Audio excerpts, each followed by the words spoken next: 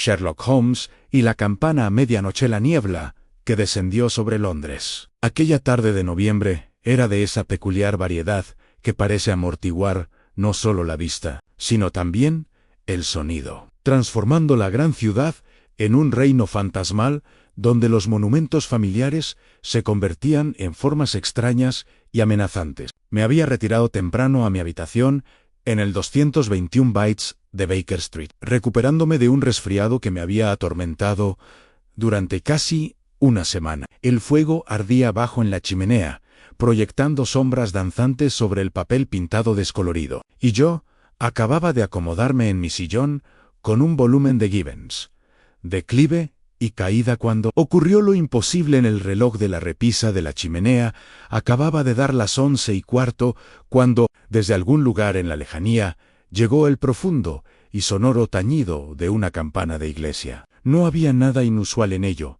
En las iglesias de Londres marcaban las horas con regularidad. Sus campanas acompañaban constantemente el ritmo de la vida urbana. Pero mientras contaba las campanadas, al principio, de forma semiconsciente, luego con creciente atención, un escalofrío me recorrió la espalda, algo que no tenía nada que ver con mi indisposición. An 1, an 2, an 3. La campana continuó su proclamación mesurada. An 7, an 8, 9.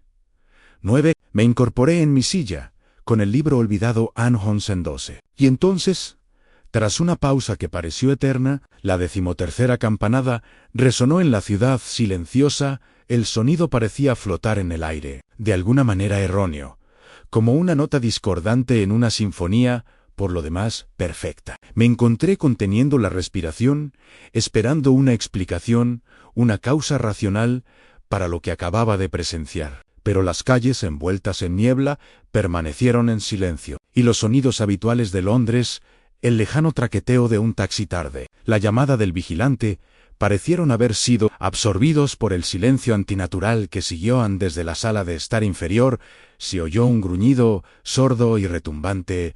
Anthor, el magnífico gran danés que se había unido a nuestra casa unos meses antes. Durante el caso del estrangulador de Kensington, la bestia había demostrado ser invaluable en aquel oscuro asunto, y Holmes le había permitido quedarse a pesar de las protestas iniciales de la señora Hudson sobre el considerable apetito y tamaño del perro. Thor poseía una sensibilidad asombrosa para asuntos que desconcertaban incluso al intelecto de Holmes, y yo había aprendido a confiar en los instintos del animal como confiaría en las deducciones de mi amigo Anne.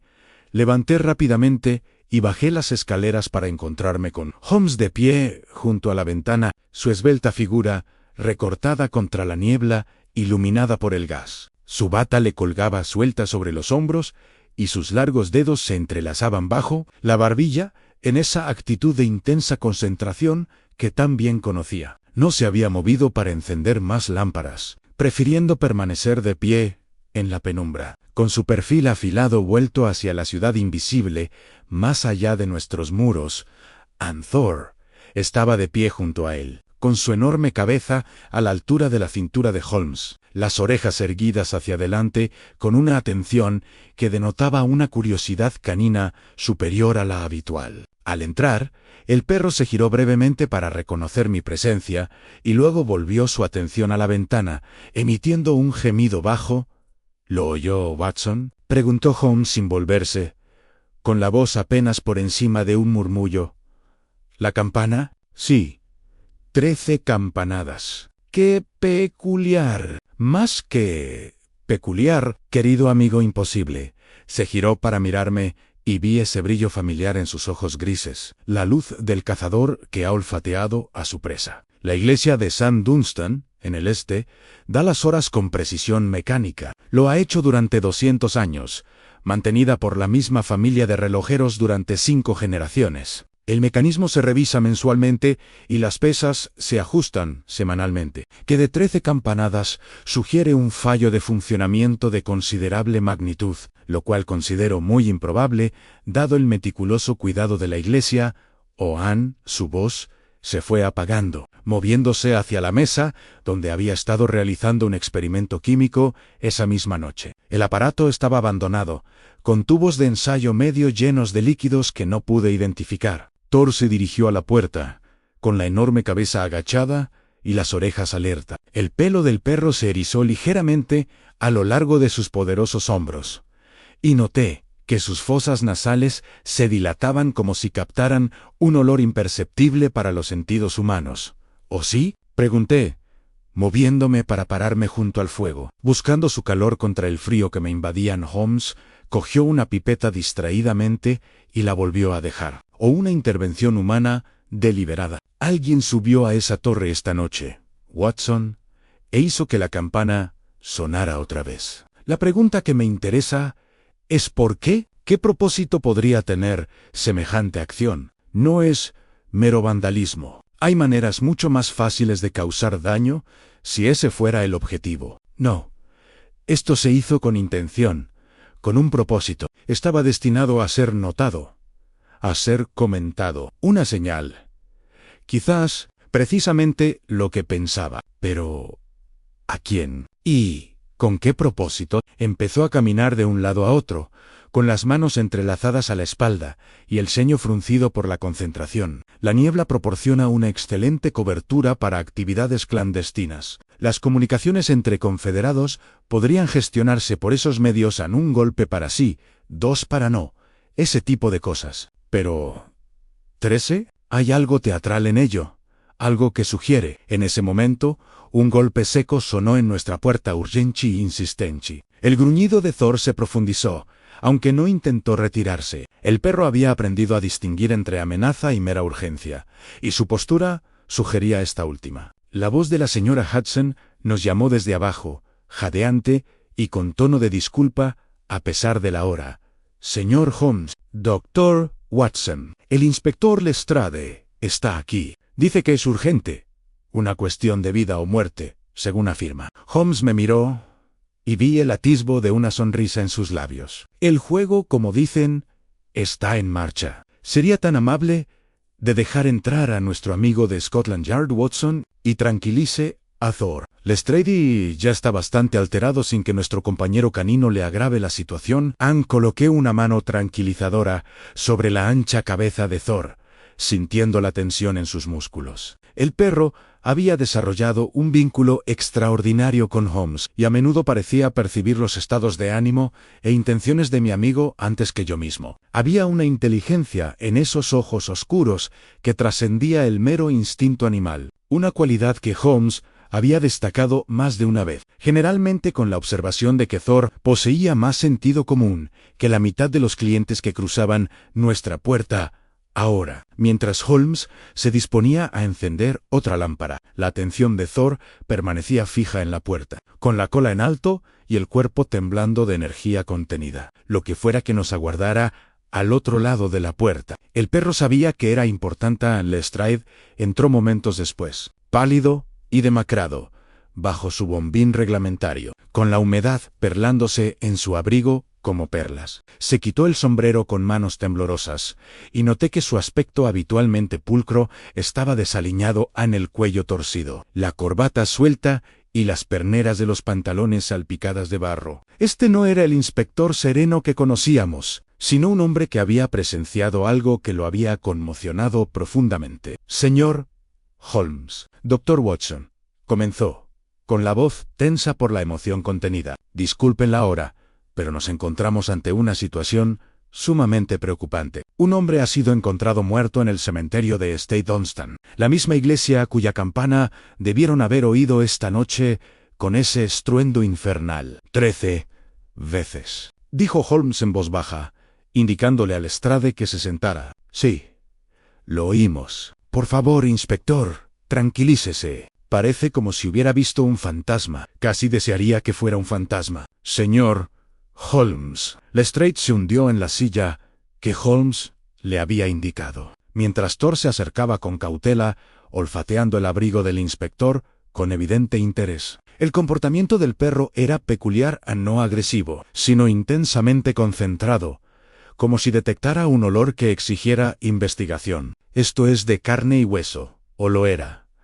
Aunque no sé qué, mató al pobre diablo. No tiene ni una marca, pero su rostro hizo una pausa, tragando saliva con dificultad, aferrándose a los brazos del sillón. Su rostro está congelado en una expresión de terror absoluto. He visto la muerte de muchas maneras, caballeros, pero nunca algo como esto.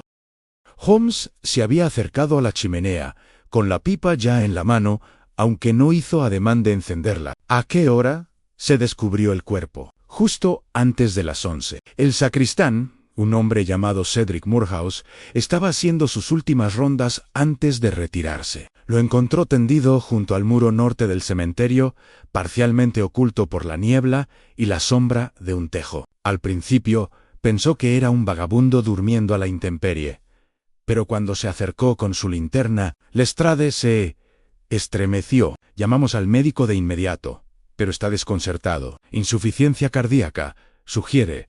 Pero el hombre solo tenía 42 años y, según todos los informes, gozaba de excelente salud. Su médico, al que despertamos de la cama, confirmó que Whitmore había sido examinado el mes pasado y declarado en perfecto estado. ¿Whitmore? Holmes levantó la cabeza bruscamente. ¿Ya han identificado el cuerpo? Arthur Whitmore, archivista del Ministerio de Defensa. Lestrade se inclinó hacia adelante, bajando la voz hasta casi un susurro. Aunque estábamos solos, salvo Thor, que se había acomodado a los pies de Holmes con la atención fija en el inspector. Tenía acceso a documentos confidenciales, señor Holmes. Especificaciones navales, despliegues de tropas, correspondencia diplomática, su muerte, que se produce en este momento, con negociaciones en curso con la delegación alemana y la tensión en el almirantazgo. Bueno, comprenderá por qué Eliar se toma esto con la máxima seriedad. ¿Sospecha de un delito político?, observó Holmes, encendiendo finalmente su pipa, con una cerilla larga de la repisa. El humo del tabaco se elevaba en espirales en el aire quieto de la habitación. Sin embargo, dice que no hay heridas. ¿Qué pruebas tiene de que esto no fuera por causas naturales, por muy desafortunado que fuera el momento? Lestrade metió la mano en el bolsillo de su abrigo y sacó un pequeño sobre, que le entregó a Holmes con evidente reticencia. Lo sostenía en la mano derecha. Tuvimos que forzarle los dedos para sacarlo. Ya había empezado a notar el rigor mortis, que, según el cirujano, es inusualmente rápido, aunque no puede explicar por qué. Holmes vació el sobre la mesa y me acerqué para examinar su contenido. Un fragmento de cuerda se desprendió, de unos 15 centímetros de largo, con las fibras teñidas de lo que podría haber sido tierra, hollín o quizás sangre seca. Era difícil distinguirlo a la luz de la lámpara, pero fue el patrón distintivo del tejido lo que me llamó la atención de inmediato. Anuna, construcción gruesa y tosca, del tipo que se usa para trabajos pesados, donde la resistencia prima sobre la comodidad o la apariencia. Cuerda de campana, dije, recogiendo el fragmento con cuidado. El material me resultaba áspero al tacto, y noté que un extremo estaba cortado limpiamente, mientras que el otro mostraba señales de haber sido rasgado o desgastado. Exactamente. Watson.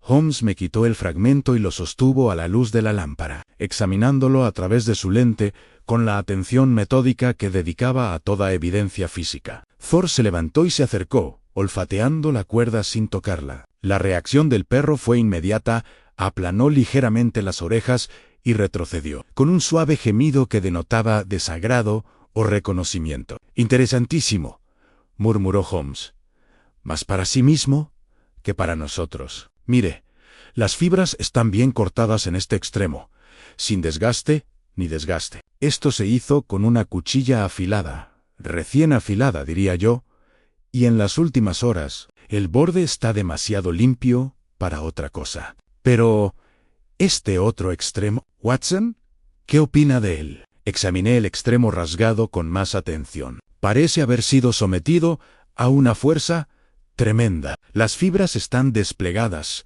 algunas rotas, otras estiradas, como si algo muy pesado hubiera tirado de ellas de repente, o alguien se cayó mientras la sostenía, sugirió Holmes en voz baja. Se giró hacia Lestrade. Espero que hayan examinado la cuerda del campanario.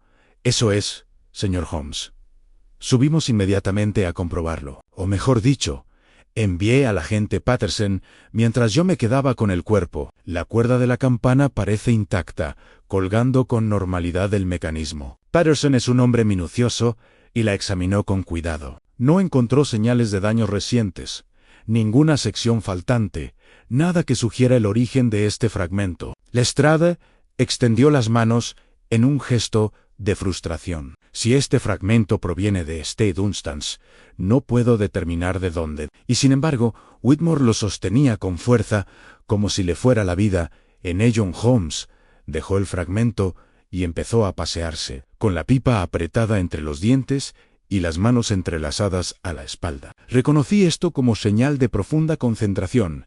Estaba ensamblando las piezas del rompecabezas, probando teorías y descartando las que no encajaban. Thor lo observaba atentamente, girando la cabeza para seguir los movimientos de Holmes con una atención casi humana. «Dígame, inspector», dijo Holmes, al cabo de un momento, cuando se descubrió el cuerpo, ¿había alguien más presente en la iglesia o sus alrededores? ¿Vio o escuchó el sacristán algo inusual antes de encontrar a Whitmore? Morehouse no vio a nadie. La niebla era espesa, claro está. Un hombre podría haber pasado a menos de 3 metros y permanecer invisible, pero tampoco oyó nada, lo cual le pareció extraño. Normalmente, dice, se oyen pasos con bastante claridad en los senderos de grava, incluso con niebla. El cementerio estaba en un silencio sepulcral, si me permiten la expresión. Lestrade se removió incómodo. Las puertas se habían cerrado al atardecer, como es costumbre. El sacristán tiene la única llave, aparte del vicario, que estaba cenando con el obispo en Kensington y no regresó hasta después de medianoche. Quienquiera que matara a Whitmore, si es que lo mataron, habría tenido que escalar el muro para entrar o salir del cementerio,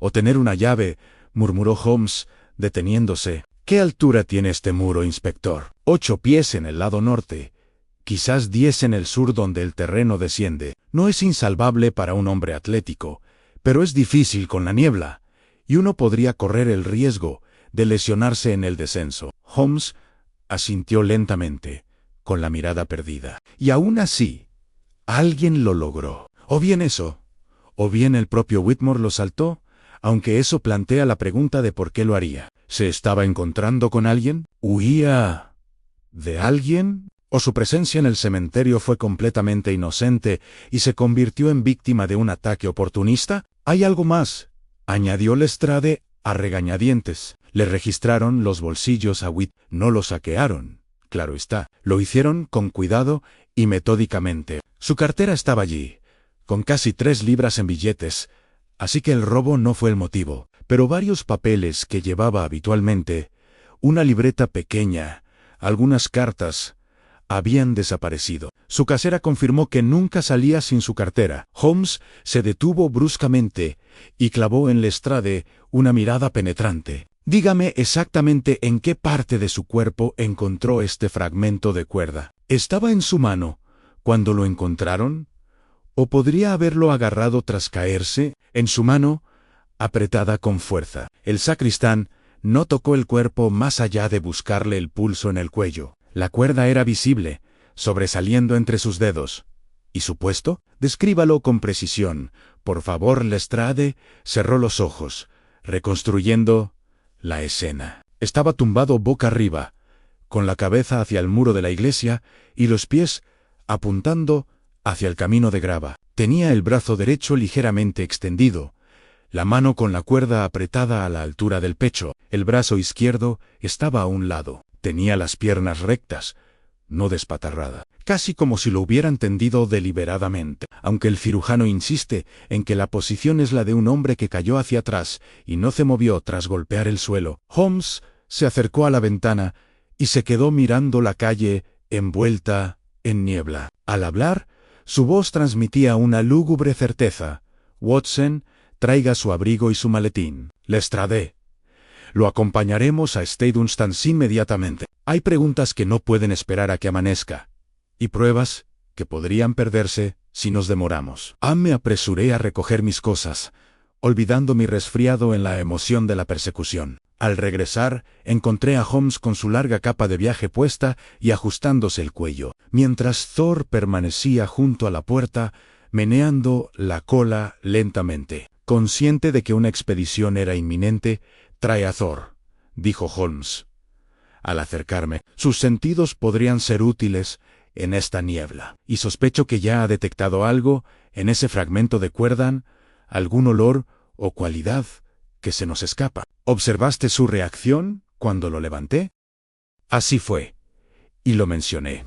Holmes asintió. Los animales poseen sentidos muy superiores a los nuestros en muchos aspectos. Cualquiera que sea la sustancia química o presente en esa cuerda, Thor la encontró claramente desagradable. Eso por sí solo nos dice algo significativo. El viaje a Dunstans fue inolvidable. Nuestro taxi traqueteaba por calles transformadas por la niebla en un paisaje fantasmagórico donde el Londres familiar se convertía en algo extraño y amenazante. Las farolas de gas creaban pálidas islas de luz amarillenta, cada una de las cuales se desvanecía en la oscuridad antes de que la siguiente emergiera de la oscuridad. Thor se sentó entre Holmes y yo, girando su enorme cabeza de un lado a otro mientras monitoreaba nuestro avance con sentidos que solo podía imaginar Lestrade. Estaba sentado enfrente, aferrado a su sombrero en el regazo, consultando periódicamente su reloj de bolsillo como si deseara que el tiempo corriera más rápido. El inspector estaba claramente preocupado por algo más que la mera muerte de Whitmore. Había algo en su actitud que sugería que temía las implicaciones de este caso. Temía a dónde podría conducir la investigación. Mencionó a la delegación alemana, dijo Holmes de repente, rompiendo el silencio que se había instalado en nosotros. ¿De qué tratan estas negociaciones? Confieso que últimamente he prestado poca atención a los asuntos diplomáticos en Lestrade. Miró al taxista y luego bajó la voz. Tratados navales, señor Holmes. Los alemanes están presionando para obtener ciertas concesiones. Respecto a la expansión de su flota en el Mar del Norte, el almirantazgo se opone. Pero en el Ministerio de Asuntos Exteriores hay quienes están a favor de un acuerdo. Whitmore tenía acceso a documentos de ambas partes, nuestras evaluaciones estratégicas y copias de las propuestas alemanas. Si esos documentos cayeran en malas manos, ¿tienes miedo al espionaje?, dijo Holmes. Rotundamente temo que hay algo peor. Temo que tengamos un traidor dentro del propio ministerio, y que Whitmore descubrió la identidad de esta persona, o fue él mismo el traidor, y fue eliminado por sus contactos. Cuando se convirtió en una carga, el rostro de Lestrade estaba demacrado en la penumbra. El primer ministro ha sido informado. La presión para resolver esto rápida y discretamente es considerable en Holmes. No dijo nada, pero vi que apretaba la mandíbula. Tenía poca paciencia con la interferencia política en la búsqueda de la verdad, y sabía que la presión que Lestrade describió solo reforzaría su determinación de seguir las pruebas a donde quiera que llevaran. Sin importar a quién implicaran en el taxi, aminoró la marcha al acercarnos a nuestro destino. A través de la niebla pude distinguir la oscura mole de la torre de St. Dunstan, que se alzaba sobre los edificios circundantes como un centinela medieval. La iglesia databa del siglo XV, aunque había sido reconstruida tras el gran incendio, y su arquitectura evocaba una época en la que la fe y la piedra se consideraban igualmente permanentes. La torre era cuadrada y sólida, construida para perdurar, y en su cima colgaba la campana que había sonado 13 veces menos de una hora antes. Bajamos del taxi, e inmediatamente la niebla pareció envolvernos como un ser vivo. El aire era húmedo y frío, con el olor del río y algo más. Un olor tenue y acre que no pude identificar de inmediato. Thor saltó a nuestro lado, y de inmediato comenzó a oler a nuestro alrededor. Con todo el cuerpo tenso por la concentración, un agente montaba guardia en la puerta del cementerio. Con la cara roja de frío, a pesar del grueso abrigo que llevaba, se enderezó al acercarnos y reconoció al Lestrade al inspector. «Señor, hemos mantenido a todos alejados, tal como ordenó. El doctor Ashford terminó su examen preliminar y se fue hace unos 20 minutos. Dijo que tendría un informe completo para la mañana, aunque no era muy optimista sobre si encontraría algo definitivo». «Muy bien, Patterson. Lestrade empujó la puerta, que crujió en sus gasens, con un sonido que pareció anormalmente fuerte en el ambiente sofocante. El señor Holmes y el doctor Watson están aquí para examinar la escena. Procure que no nos molesten. El cementerio tenía aproximadamente media hectárea de superficie, delimitado por un muro de ladrillo que mostraba su antigüedad, con el mortero desmoronado y las superficies cubiertas de musgo. Antiguos tejos se alzaban entre la niebla, con sus ramas retorcidas, creando sombras dentro de las sombras. Las lápidas se inclinaban en diversos ángulos, algunas tan antiguas que sus inscripciones habían sido desgastadas por siglos de lluvia y viento. El sendero de grava que serpenteaba por el patio crujía bajo nuestros pies, y cada paso anunciaba nuestra presencia a los muertos silenciosos.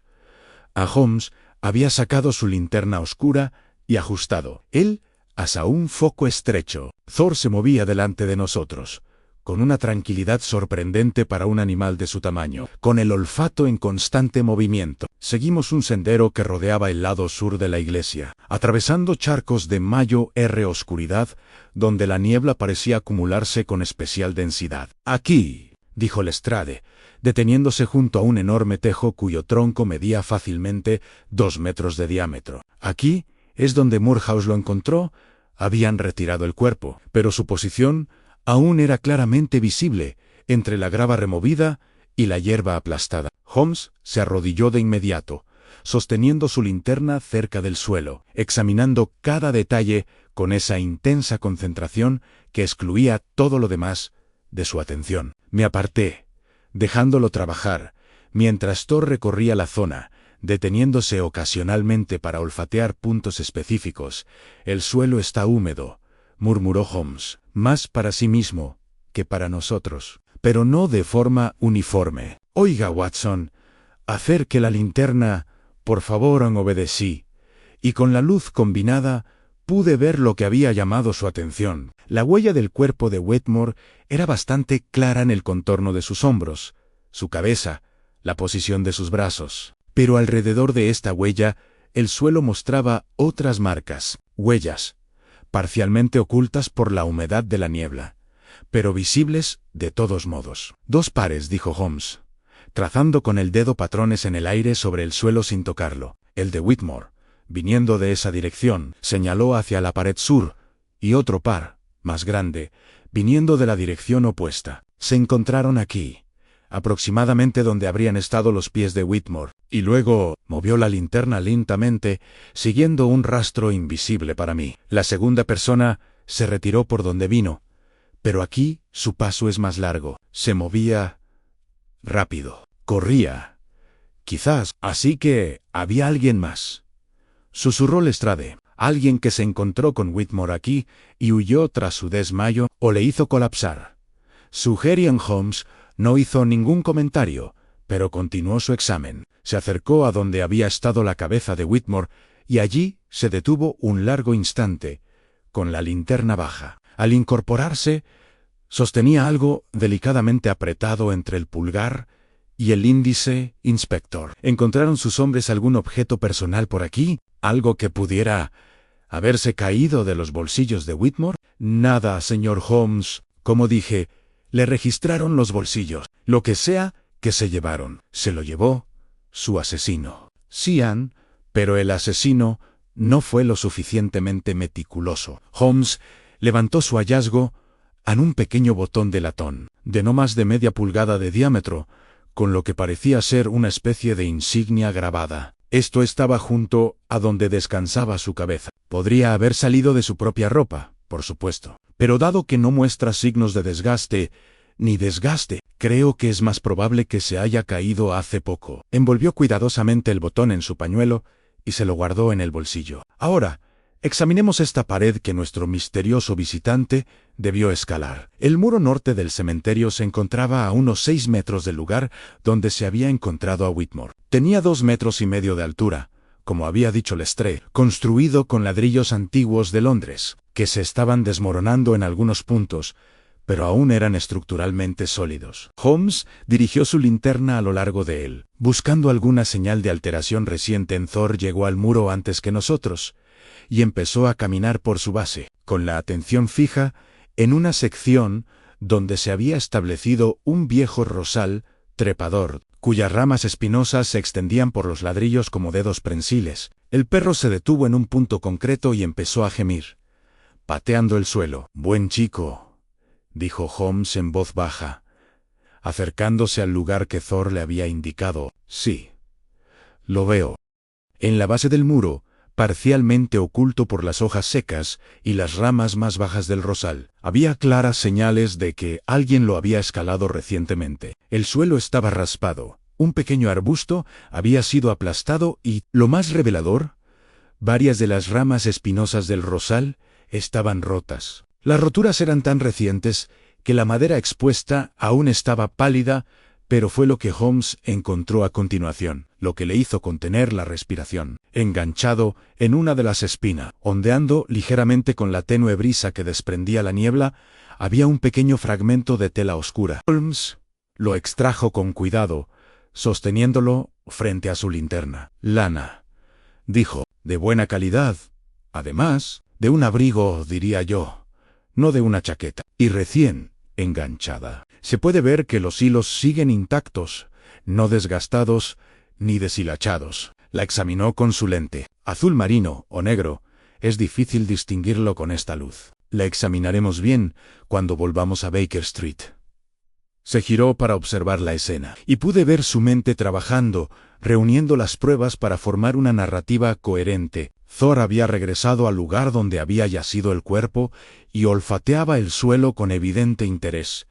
Con el pelo ligeramente erizado. «Watson, venga un momento», dijo Holmes. Me uní a él junto a la pared y señaló hacia arriba. «¿Qué opina?» En lo alto del muro, a unos 2 metros de altura, una sección del mortero viejo había sido recientemente removida. Pequeños fragmentos habían caído al suelo, sobre las hojas secas, lo que indicaba que la alteración había ocurrido muy recientemente. Probablemente en las últimas horas. Alguien usó esto como asidero mientras escalaba. Sugerían, precisamente, y un asidero bastante desesperado. Además, ¿ves lo profundas que son las hendiduras? Esto no fue obra de un escalador experimentado que se tomara su tiempo, sino de alguien con mucha prisa, alguien que se aferró a cualquier asidero que encontrara. Holmes se enderezó y se giró hacia el lugar donde Whitmore había muerto. Así que tenemos la ruta de escape de nuestro asesino. ¿Pero qué hay del propio Whitmore? ¿Cómo entró al cementerio? Esta pregunta resultó más difícil de responder. Pasamos los siguientes 20 minutos recorriendo todo el perímetro del cementerio, examinando cada sección del muro, pero no encontramos ninguna otra evidencia de escalada reciente. Las puertas permanecían cerradas, y Lestrade confirmó que Moorhouse las había encontrado así durante su ronda. Entonces Whitmore tenía una llave, dije, o estuvo aquí antes de que cerraran las puertas al atardecer. Esto último parece lo más probable, asintió Holmes, pero eso plantea otra pregunta.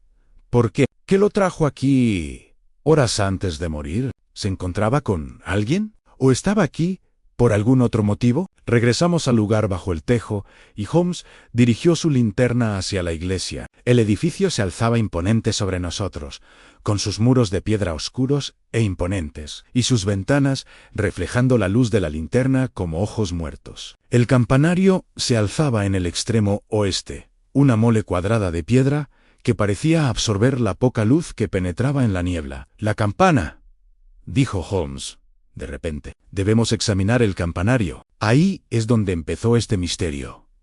Y sospecho que ahí encontraremos nuestras primeras respuestas verdaderas». Thor, como si comprendiera las palabras de Holmes, ya se dirigía a la puerta de la iglesia con la cola en alto y paso rápido. Cualquiera que fuera el olor que había detectado en la escena del crimen, claramente conducía a la torre en Lestrade.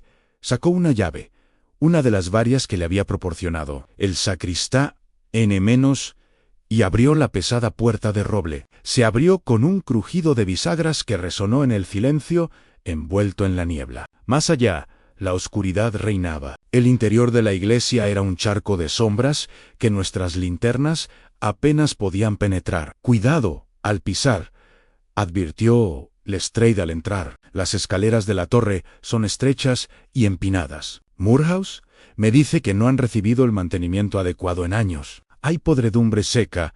En algunas vigas en el interior de la iglesia estaba frío, incluso más frío que el aire cargado de niebla del exterior, y nuestro aliento formaba nubes visibles a la luz de la linterna. Avanzamos por el pasillo central entre filas de antiguos bancos, mientras nuestros pasos resonaban en el techo abovedado. El olor a piedra vieja y madera vieja me inundó la nariz, mezclado con el suave dulzor de la cera de las velas y el olor a humedad de los himnarios que no se habían abierto en Semana San en el extremo oeste. Una pequeña puerta empotrada en la pared conducía a las escaleras de la torre. Holmes la abrió y Thor entró de inmediato, arañando la piedra con sus garras al comenzar a subir. Lo seguimos con más cautela, mientras nuestras linternas creaban sombras intrincadas en las paredes curvas de la escalera. Las escaleras eran realmente estrechas, subiendo en espiral en círculos tan estrechos que me mareaban. Las paredes se apretaban a ambos lados, y podía imaginarme lo claustrofóbico que debía ser el ascenso para alguien de la altura de Holmes. Aún así, subía con paso firme, con la linterna en alto, y el jadeo ansioso de Thor se oía desde algún lugar por encima de nosotros en la oscuridad. Subimos durante lo que pareció una eternidad, aunque no pudieron ser más de 2 o 3 minutos. Empezaban a dolerme las piernas, y agradecí mi bastón que usé para apoyarme en los desgastados escalones de piedra. Lestrade resoplaba detrás de mí, murmurando en voz baja sobre arquitectos que construían torres, sin la debida consideración por quienes debían subirlas.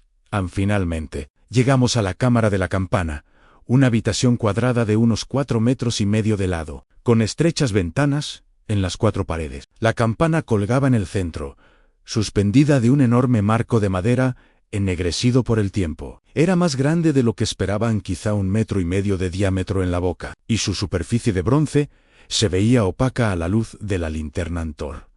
Estaba de pie debajo, con la cabeza inclinada hacia atrás, mirando hacia arriba como si la campana misma le fascinara. Su cola se movía lenta e inseguramente, y ese gemido sordo que había oído antes emanaba de su garganta. Holmes se acercó lentamente a la campana, con la linterna en alto, examinando cada centímetro de su superficie. Pude ver la cuerda colgando por un agujero en el suelo, desapareciendo en la oscuridad, donde emergería en la iglesia para que la usara el campanero. La cuerda parecía intacta, tal como Lestrade había dicho, sin señales de daño reciente.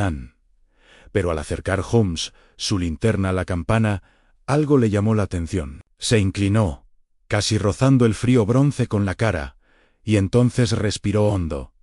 «Lestrade», dijo en voz baja. «Watson, mira esto».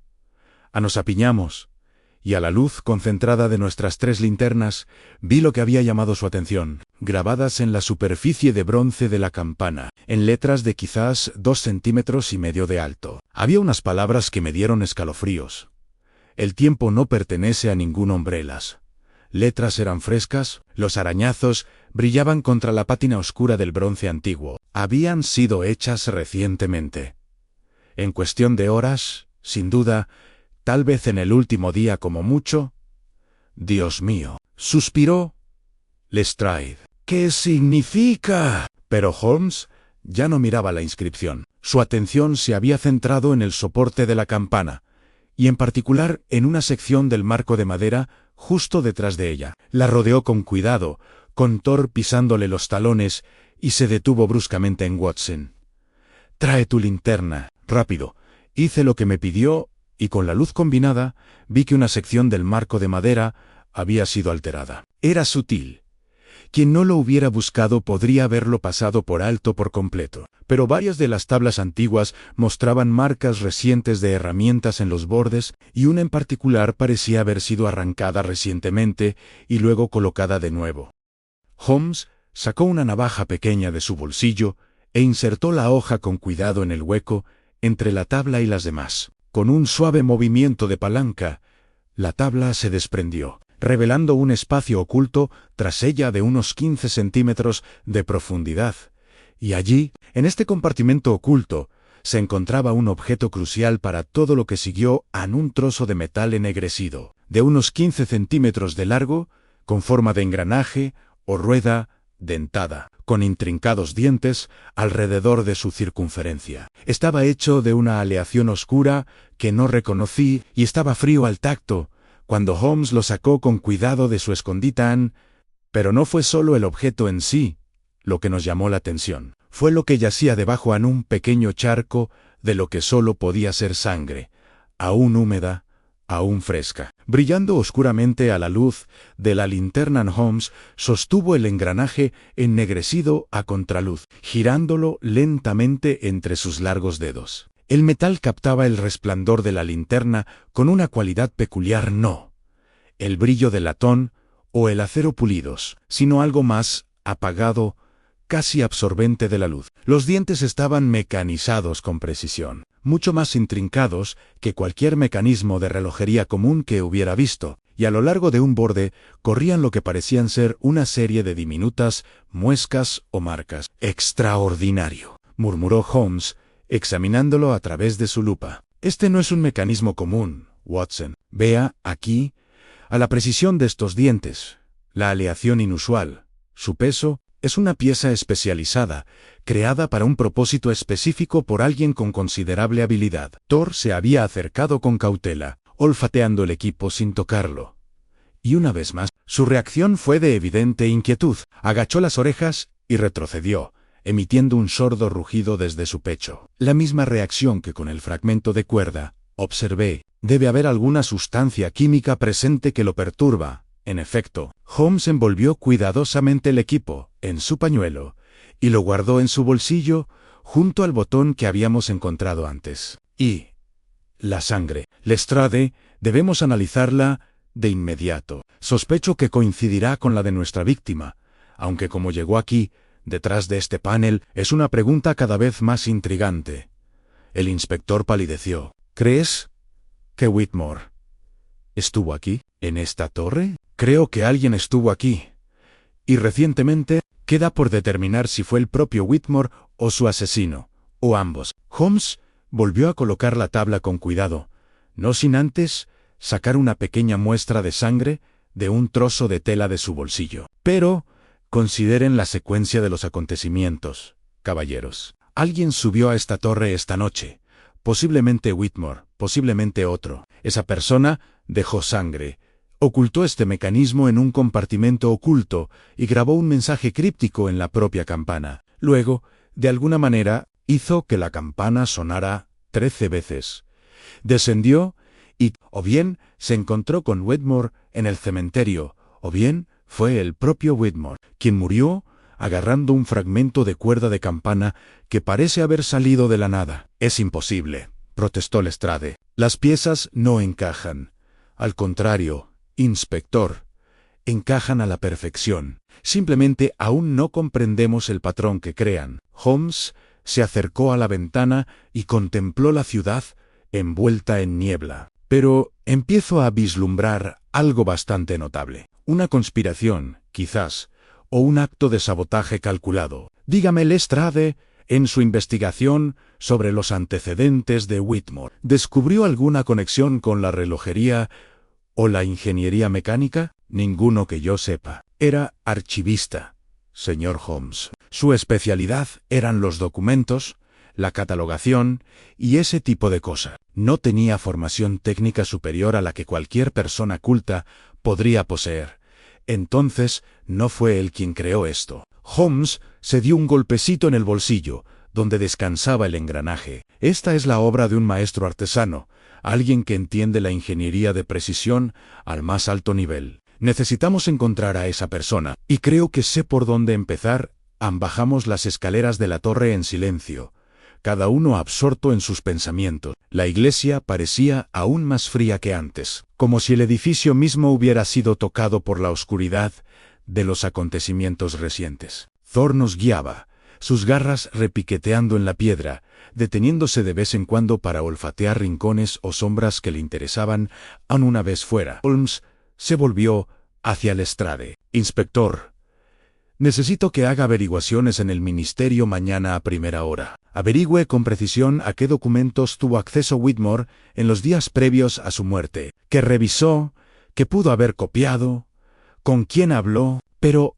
hágalo con discreción. Si de verdad hay una conspiración en marcha, no queremos alertar a los conspiradores de que los estamos cercando. ¿Y qué va a hacer usted, señor Holmes? Watson y yo iremos al Thorn.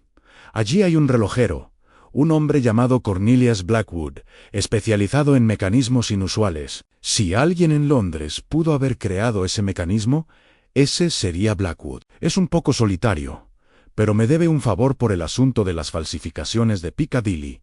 De hace 3 años, el Lestrade asintió, aunque parecía dubitativo. Muy bien. Pero, señor Holmes, si esto involucra al Ministerio y Asuntos de Seguridad Nacional, entonces, la verdad es más importante que nunca, interrumpió Holmes con firmeza. No me dejaré disuadir por consideraciones políticas, inspector, y usted tampoco debería. Un hombre ha muerto, posiblemente asesinado. Esa es nuestra preocupación. No la conveniencia de los diplomáticos. Nos separamos a la salida del cementerio. Lestrade regresó a Scotland Yard con su agente, mientras que Holmes, Thor y yo regresábamos a Baker Street. La niebla había empezado a despejarse un poco, aunque aún faltaban horas para el amanecer, y las calles permanecían prácticamente desiertas, salvo por algún que otro vigilante nocturno o algún juerguista que regresaba tarde. Holmes caminó en silencio un rato, con las manos entrelazadas a la espalda y la cabeza gacha, pensativo. Thor caminaba a su lado, apretándose ocasionalmente contra su pierna, como si le ofreciera apoyo silencioso. Finalmente, al girar hacia Marylebone Road, mi amigo habló a Nye, algo profundamente erróneo en este caso, Watson, algo que va más allá de los simples hechos de asesinato, por misteriosos que sean. Ese mensaje en la campana: el tiempo no pertenece a nadie, sugiere una filosofía, o quizás una advertencia. Y este mecanismo, escondido con tanto cuidado, implica planificación, preparación, un plan de considerable complejidad. ¿Crees que Whitmore descubrió algo que no debía? Pregunté. Creo que Whitmore participó en algo, voluntaria o involuntariamente, y que su muerte fue la culminación de esa implicación o un intento desesperado de silenciarlo. Antes de que pudiera revelar lo que sabía, Holmes se detuvo bajo una farola, con el rostro demacrado bajo la intensa luz. Pero hay otra posibilidad que me preocupa aún más. ¿Qué es eso? La muerte de Whitmore no fue el final de este asunto, sino solo el principio. Ese 13º peaje no fue solo la tarjeta de presentación de un asesino, fue un anuncio, una declaración de intenciones. Alguien está enviando un mensaje, Watson, y me temo que aún no hemos visto el alcance completo de sus planes. Caminamos en silencio, y agradecí la firme presencia de Thor a nuestro lado. El perro parecía percibir la gravedad del estado de ánimo de Holmes. Su habitual exuberancia se atenuaba con algo que podría haber sido preocupación o simplemente el profundo agotamiento que acompaña a una intensa excitación. Para cuando llegamos a Baker Street, los primeros destellos grises del amanecer empezaban a asomar por el este. La señora Hudson había dejado la lámpara encendida en la sala, y el calor familiar del hogar fue un alivio bienvenido. Después del frío y la niebla del cementerio, Holmes se dirigió de inmediato a su mesa de química, donde preparó el mecanismo, el botón y el paño, con la sangre de Whitmore, si es que era su, y encendió varias lámparas adicionales, y se puso a trabajar con su microscopio y diversos reactivos, mientras Thor se acomodaba junto al fuego, y yo me servía un brandy que necesitaba con urgencia. «Descanse un poco, Watson», dijo Holmes sin levantar la vista del trabajo. «Necesitamos estar en el zoo a las 9 si queremos alcanzar a Blackwood antes de que empiece su jornada. El hombre tiene un horario irregular y desaparece en su taller durante días. Si no lo vemos mañana, puede que pase una semana sin que tengamos otra oportunidad». Estaba a punto de protestar y decir que me quedaría a ayudar, pero me invadió una oleada de agotamiento. La combinación del resfriado persistente, la hora tardía y los extraños sucesos de la noche resultaron demasiado para mi físico. Subí las escaleras hacia mi habitación con Thor siguiéndome. El perro, al parecer, había decidido que su deber era vigilarme a mí y no a Holmes, mientras yacía en la cama, escuchando los sonidos familiares de Holmes moviéndose en la habitación de abajo. Mi mente volvía una y otra vez a ese mensaje grabado en la campana.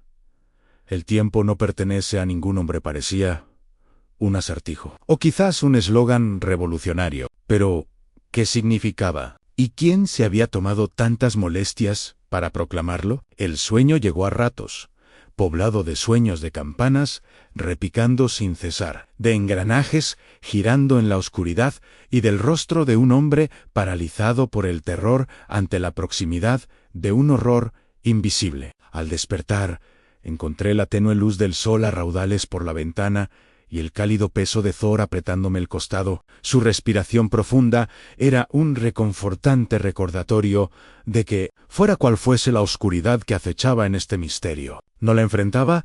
Solon Holmes seguía en su banco de química cuando bajé, con aspecto apenas más descansado que cuando lo dejé. Sin embargo, se había cambiado de ropa y era evidente que se había tomado un tiempo para bañarse, pues aún tenía el pelo húmedo. Ante él, en el banco, yacían los resultados de su trabajo nocturno, en varias hojas de papel cubiertas con su caligrafía precisa. Fórmulas químicas y diagramas esbozados del mecanismo de engranajes.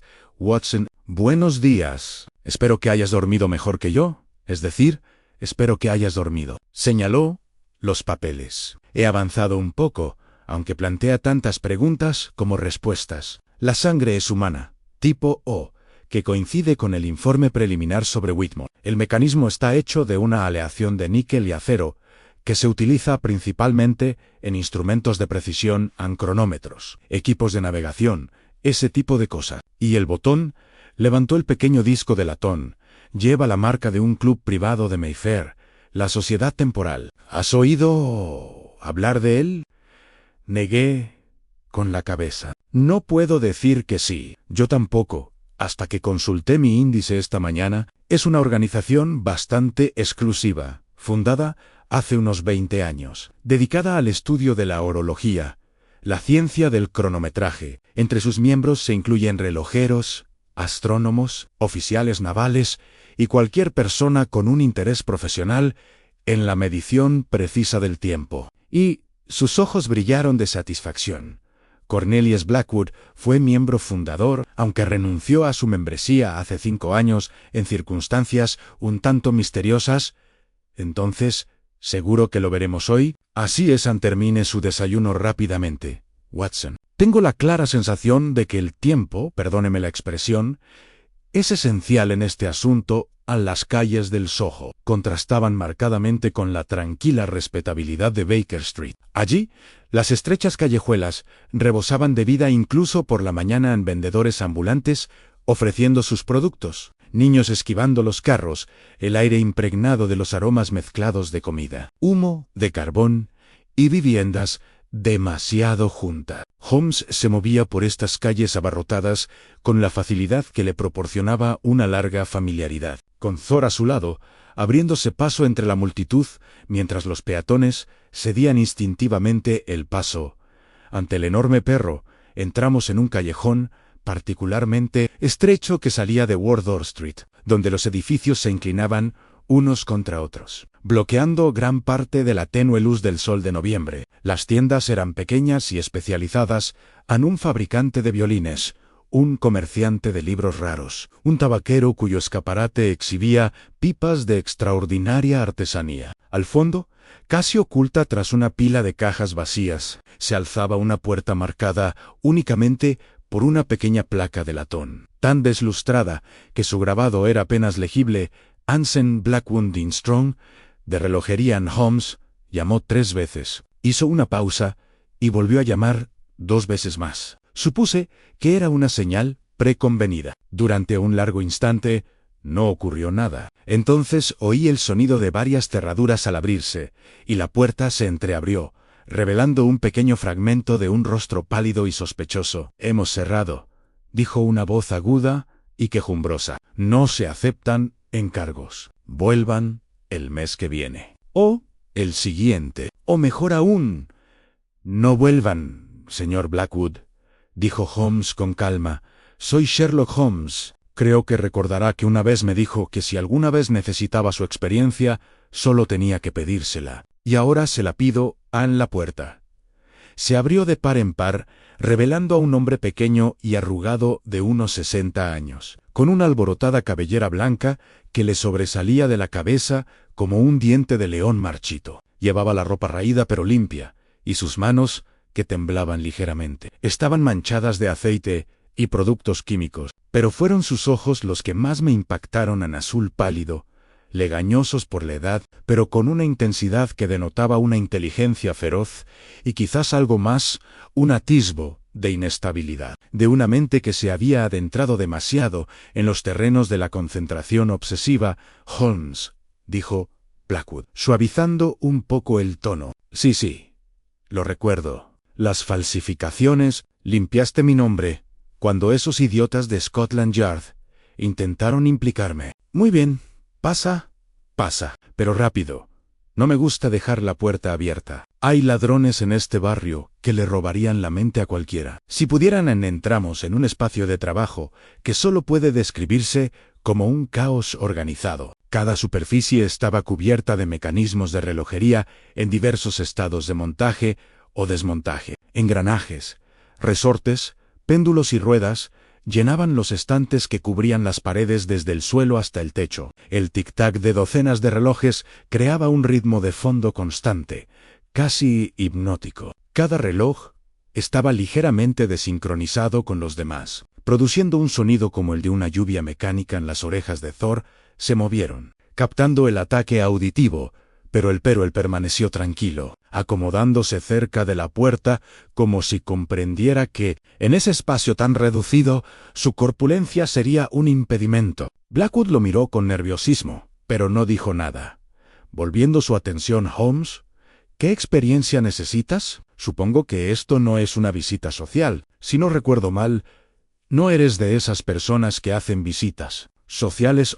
Holmes sacó el equipo ennegrecido de su bolsillo y lo colocó en el único espacio libre del banco de trabajo de Blackwood, un pequeño cuadrado de fieltro que parecía reservado para examinar objetos delicados. «Necesito que me cuentes sobre esto». La reacción de Blackwood fue inmediata y sorprendente. Su rostro palideció y sus manos, que habían estado buscando el equipo, se retiraron bruscamente, como si el metal se hubiera puesto al rojo vivo. Retrocedió un paso, con los ojos muy abiertos y la respiración repentinamente agitada y superficial. «¿Dónde conseguiste eso?» Su voz era apenas un susurro. «¿Dónde lo encontraste?» «Se lo diré en un momento», dijo Holmes con cautela, en tono amable pero firme. «Pero primero, necesito que me diga qué es. ¿Lo reconoce?» Sin duda, las manos de Blackwood temblaban aún más. Se acercó a un pequeño armario contra la pared y sacó una botella de brandy, sirviéndose una GNC.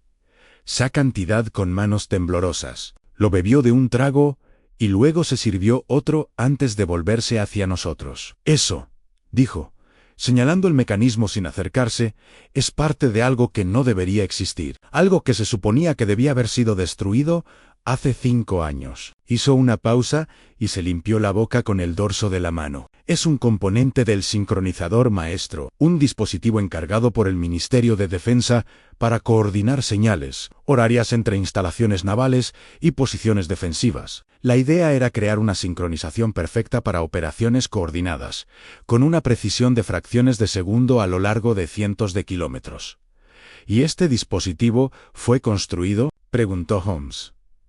«¿Se construyó un prototipo?» «Sí. Lo construimos yo y otros 3 maestros relojeros, trabajando en secreto. Nos llevó 2 años. El mecanismo era extraordinario, incluso revolucionario. Pero hubo problemas». La mirada de Blackwood se volvió distante. Angustiada, «El proyecto se canceló. Se ordenó la destrucción del prototipo. Nos pagaron generosamente por nuestro silencio y nos dijeron que no volviéramos a hablar del tema. Renuncié a la sociedad temporal poco después. No soportaba enfrentarme a mis colegas sabiendo lo que habíamos creado y lo que se había hecho con ello». «¿Qué problemas?», pregunté sin poder contener mi curiosidad.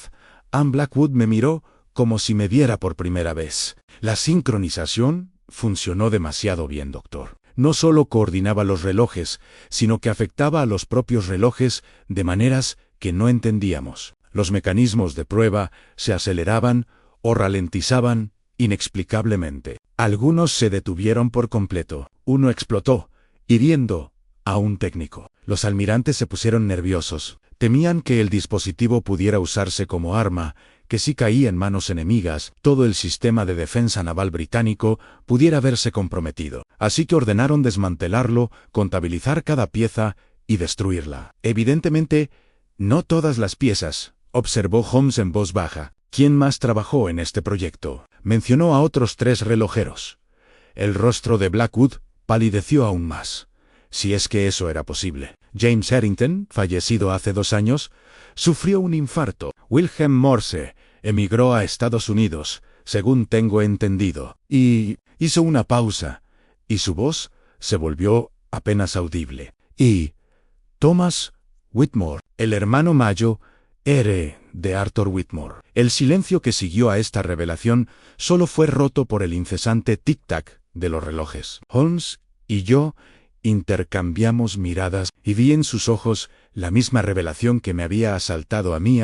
Nos habíamos topado con algo mucho más complejo que un simple asesinato. Thomas Whitmore, dijo Holmes con cautela. ¿Qué fue de él? ¿Desapareció?, susurró Blackwood. 3 meses después de la cancelación del proyecto, simplemente desapareció una noche, junto con su aprendiz, un joven brillante llamado Edmund Forrester. Las autoridades asumieron que se habían fugado juntos, quizás para vender sus conocimientos a una potencia extranjera. Hubo una investigación discreta, pero nunca se demostró nada. El hermano menor de Thomas, Arthur, fue interrogado exhaustivamente. Después de todo, trabajaba en el ministerio y se temía que estuviera involucrado. Pero fue absuelto. Parecía realmente devastado por la desaparición de su hermano. Holmes recogió el equipo con cuidado y lo examinó una vez más a la luz que entraba por la ventana abarrotada de Blackwood. Y ahora Arthur Whitmore ha muerto. Y una pieza del sincronizador maestro,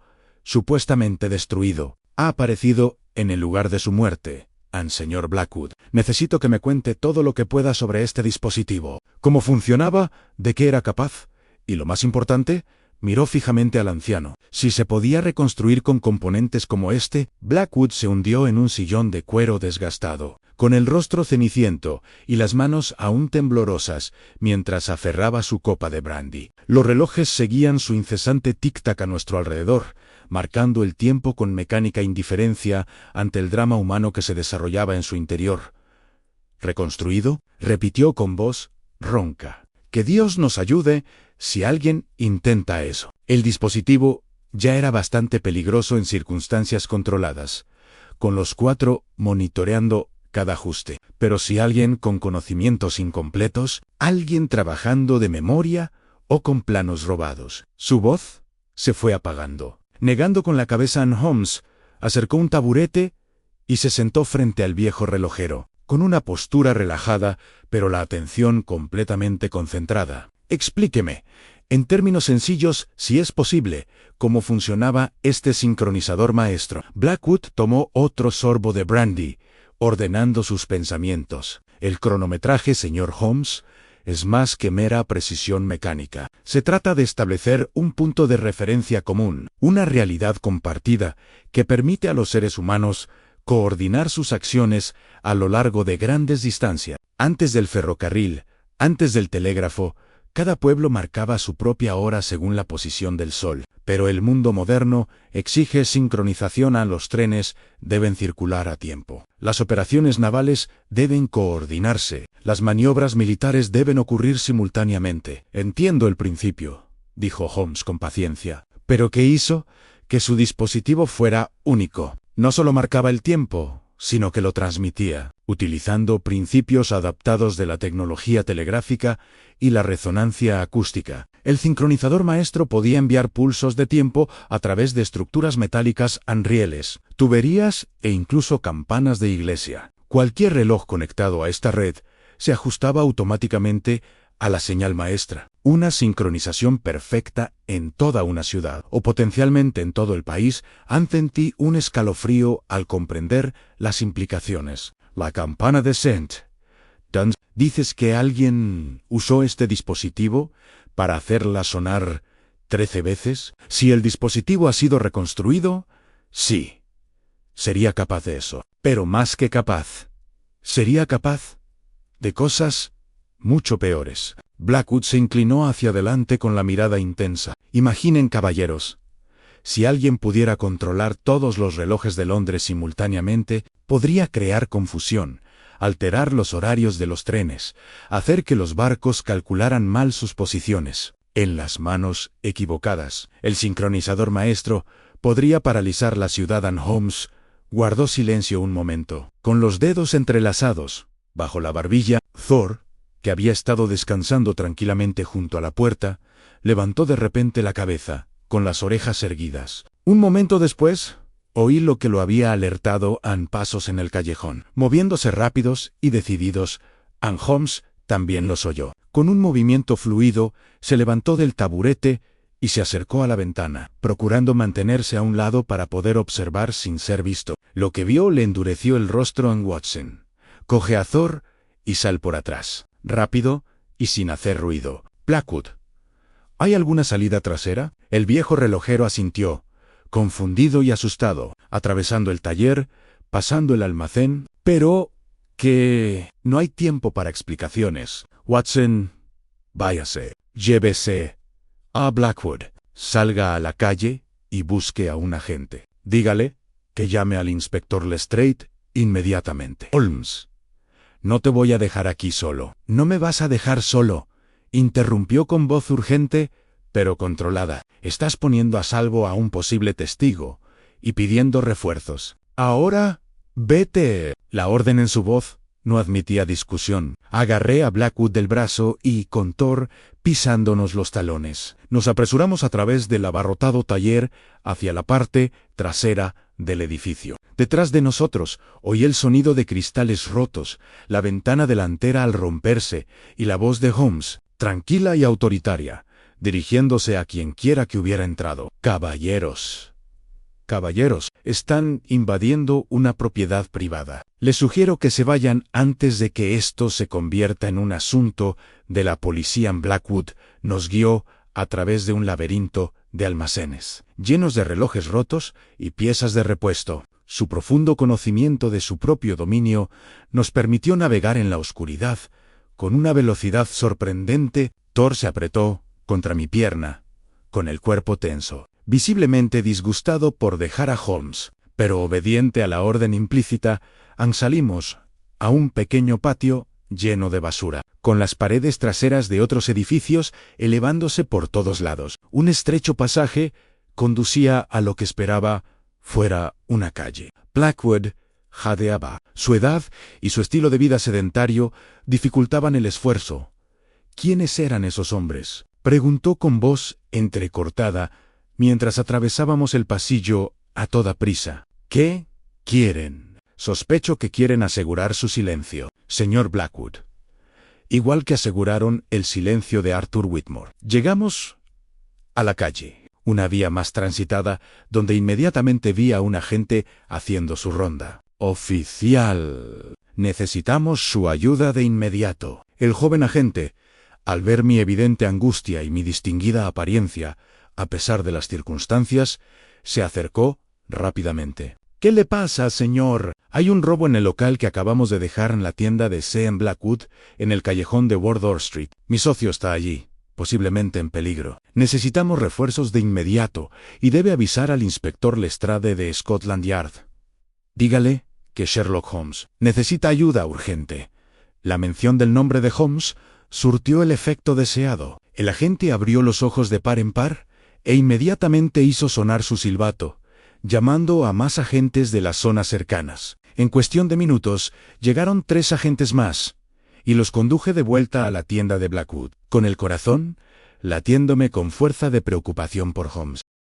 Pero cuando irrumpimos por la puerta principal, ahora abierta, con la cerradura hecha añicos, encontramos la tienda vacía. El escaparate estaba efectivamente roto, con cristales esparcidos por el suelo y el banco de trabajo. Se veían señales de una breve lucha, una silla volcada, papeles esparcidos, pero de Holmes o sus asaltantes no había rastro. Thor Empezó a buscar de inmediato, con el hocico pegado al suelo, el rastro de Holmes. El perro se movía con determinación por la tienda, deteniéndose finalmente en una sección del suelo cerca de la pared del fondo. Arañó las tablas y gimió, mirándome con lo que solo pude interpretar como urgencia. «Hay algo aquí abajo», les dije a los guardias. «Ayúdenme a levantar estas tablas utilizando herramientas del taller de Blackwood». Descubrimos rápidamente que varias tablas del suelo habían sido cortadas ingeniosamente y podían levantarse, revelando un espacio oculto debajo. Y debajo de eso, una oscuridad que sugería un túnel o pasaje. «Las antiguas alcantarillas romanas», dijo Blackwood, con voz temblorosa, «corren por debajo de todo este distrito. Había olvidado el acceso. Está sellado desde que me hice cargo de esta tienda hace 20 años. O al menos creía que lo estaba». Miré hacia la oscuridad. Luego a Thor, que ya se preparaba para descender. El perro me miró, con un mensaje claro. Holmes se había ido por aquí y debíamos seguirlo. «Agente», dije, ir guiándome y tomando mi revólver, «uno de ustedes debe llevar al señor Blackwood a Scotland Yard y asegurar su protección. Los demás, vengan conmigo y traigan linternas, que vamos a bajar». El joven oficial que había respondido primero asintió con gravedad. «Iré con usted, Dr. Watson. Perkins, usted y Henderson, lleven al anciano al cuartel general. Riley, trae más hombres y nos vemos aquí con el equipo adecuado». En cuestión de minutos, descendimos al túnel. Nuestras linternas proyectaban sombras inquietantes sobre las antiguas paredes de ladrillo resbaladizas por la humedad. El aire era húmedo y fétido, y podía oír el lejano sonido del agua corriendo. Thor avanzaba. Sus sentidos superiores nos guiaban en la oscuridad, deteniéndose ocasionalmente para asegurarse de que lo siguiéramos. El pasaje se bifurcaba y serpenteaba, parte de la antigua infraestructura de Londres, ahora en gran parte olvidada y abandonada. Caminamos durante lo que pareció una eternidad, pero probablemente fueron solo 10 o 15 metros a minutos, siempre siguiendo el ejemplo de Thor, hasta que emergimos en una cámara más grande, donde convergían múltiples túneles. Y allí, en el centro de aquella cámara, iluminado por un rayo de luz grisácea que entraba por una rejilla en lo alto, encontramos una visión que me heló la sangre en sangre fresca en el suelo de piedra, y, junto a ella, el bastón de Holmes, roto en dos. Me arrodillé junto al bastón roto, con las manos temblorosas, mientras recogía los pedazos. La madera no se había roto simplemente, sino que se había roto deliberadamente. Los extremos astillados mostraban la fuerza aplicada. La sangre en la piedra aún estaba húmeda y brillaba oscuramente a la luz de la linterna. Thor gimió a mi lado, hurgando frenéticamente en el lugar con la nariz. Luego levantó la cabeza y aulló, un sonido de tal angustia y furia que resonó por los túneles, como el llanto de un alma condenada. «Doctor Watson, Miriam».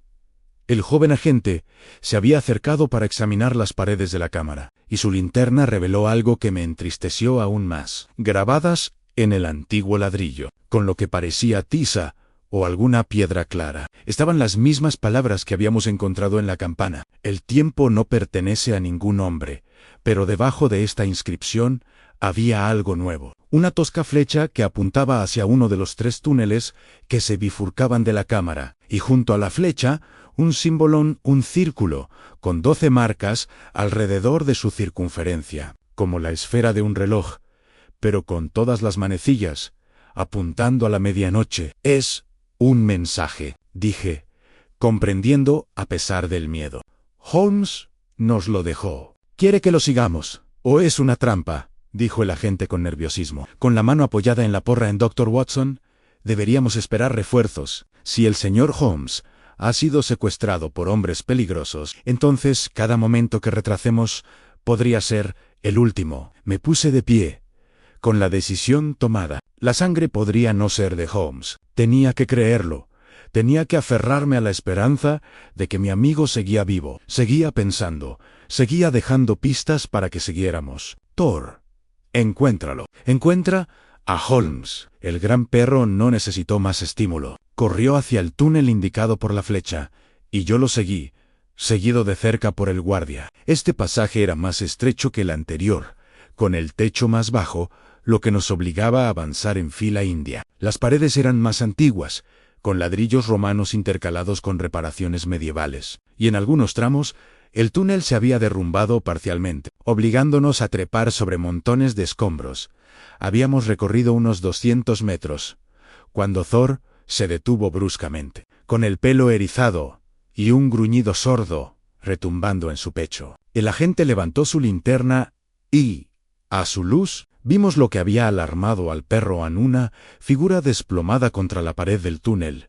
Inmóvil en me, apresuré hacia adelante, mi formación médica por encima de mi precaución, y le di la vuelta a la figura. Era un hombre de unos 35 años, vestido con ropas toscas de obrero. Tenía la cara magullada, el labio partido, y al comprobarle el pulso, lo encontré débil pero estable. Estaba vivo, inconsciente, pero respiraba. Holmes lo hizo, dije con sombría satisfacción, reconociendo la ubicación precisa de los golpes que lo habían dejado inconsciente sin causarle lesiones permanentes. Está contraatacando. Sigue libre. El agente me ayudó a arrastrar al hombre inconsciente a un lado del túnel. ¿Lo llevamos de vuelta? No hay tiempo.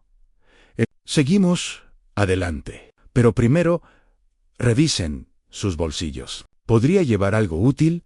Una rápida búsqueda reveló pocas monedas. Un reloj de bolsillo barato que se había parado a las 10:30 de la noche y una pequeña ficha de latón, similar al botón que Holmes había encontrado en el cementerio. Me la guardé en el bolsillo y seguimos adelante. Con Thor, una vez más, a la cabeza en el túnel, empezó a descender, y el aire se volvió más frío y húmedo. Podía oír el agua con mayor claridad. No el lejano sonido del Támesis, sino algo más cercano, quizá un arroyo subterráneo o un canal de drenaje. Las paredes mostraban señales de uso reciente, huellas en la tierra acumulada, marcas de cajas o cajones arrastrados por el suelo, incluso una colilla de cigarrillo que no debía de tener más de unas horas.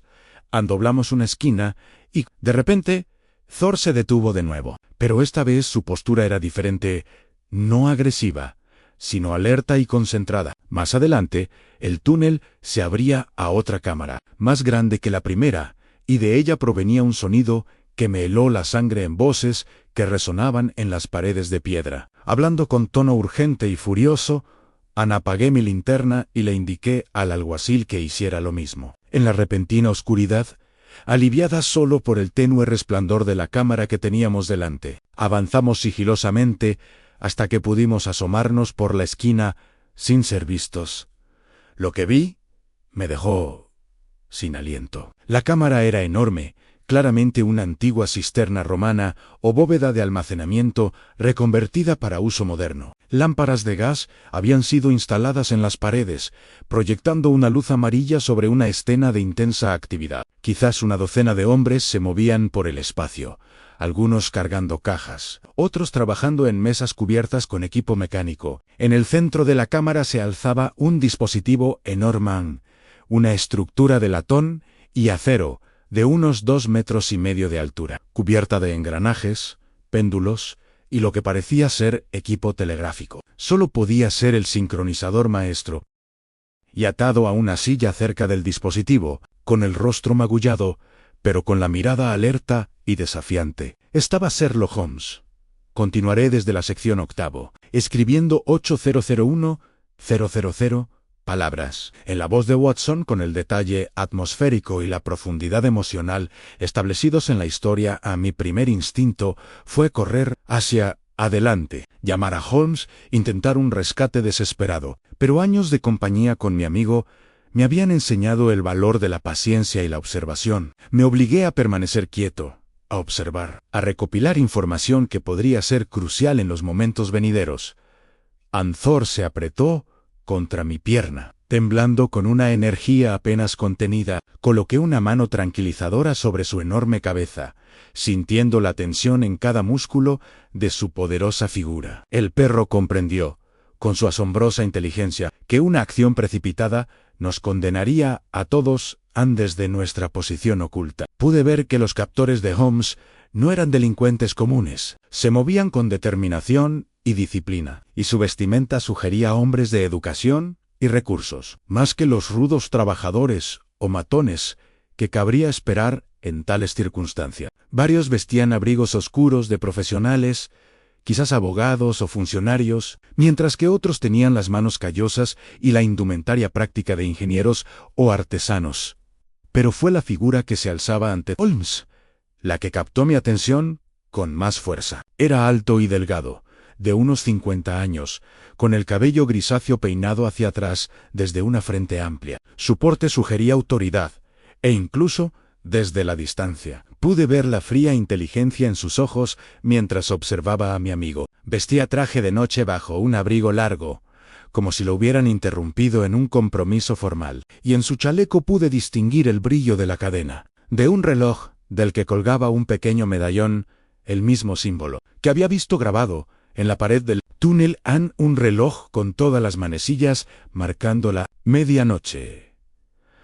«Medianoche, señor Holmes», decía el hombre con voz refinada y sin la vileza teatral que cabría esperar en tales circunstancias. Confieso que esperaba evitar esta confrontación. Su reputación sugería que sería más receptivo a la razón, a la voz de Holmes. Al responder, era tan tranquila y mesurada como si estuviera hablando del tiempo en nuestra sala de Baker Street. «Edmund Forrester. Supongo, o debería decir, el aprendiz del difunto Thomas Whitmore, que regresó de su supuesta desaparición, su transformación de joven y prometedor relojero a líder de lo que solo puedo suponer que es una conspiración de considerable envergadura es bastante notable». El hombre canoso inclinó levemente la cabeza, reconociendo la identificación. «Mi antigua identidad ya no importa. Soy el maestro de la sociedad temporal, y estamos comprometidos en una labor que trasciende las mezquinas preocupaciones de la identidad individual». «La sociedad temporal», repitió Holmes con tono pensativo. «Sí, lo sospeché cuando encontré el botón en el cementerio de Stuyvesant. Pero su sociedad ha evolucionado considerablemente desde sus orígenes como club para caballeros interesados en la relojería. Asesinato, conspiración, sabotaje son actividades mucho más ambiciosas que la discusión académica sobre la teoría del péndulo. A la expresión de Forrester se endureció. La muerte de Arthur Whitmore fue lamentable, pero necesaria. Descubrió nuestras operaciones y amenazó con delatarnos. Le ofrecimos la oportunidad de unirse a nosotros, de comprender la magnitud de lo que intentamos lograr. ¿Se negó su hermano? Thomas lo comprendió. Thomas vio el potencial. «¿Y dónde está Thomas Whitmore ahora?», preguntó Holmes en voz baja por primera vez.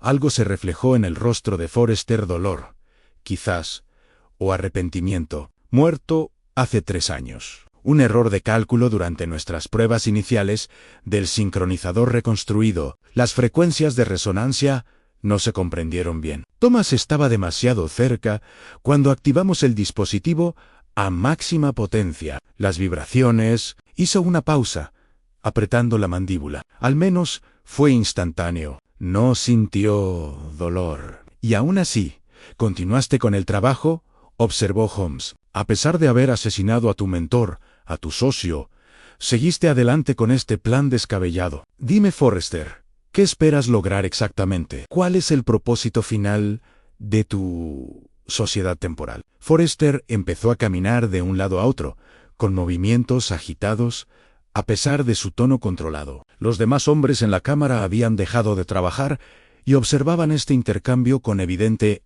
interés. «¿Se pregunta qué esperamos lograr, señor Holmes? Buscamos nada menos que la liberación de la humanidad de la tiranía del tiempo. Durante milenios, la humanidad ha estado esclavizada a la división arbitraria de horas y minutos, obligada a conformar nuestras vidas al tic-tac mecánico de relojes inventados por otros. Pero, ¿y si pudiéramos controlar el tiempo? ¿Y si pudiéramos sincronizar no solo los relojes, sino la conciencia humana?» «Estás loco», le susurré a la gente a mi lado, sin poder contenerme. El joven oficial palideció, pero asintió. «El sincronizador fue diseñado para coordinar relojes», dijo Holmes con una voz aún notablemente tranquila. Habla de conciencia. Es un salto bastante significativo, incluso para un genio mecánico de su calibre.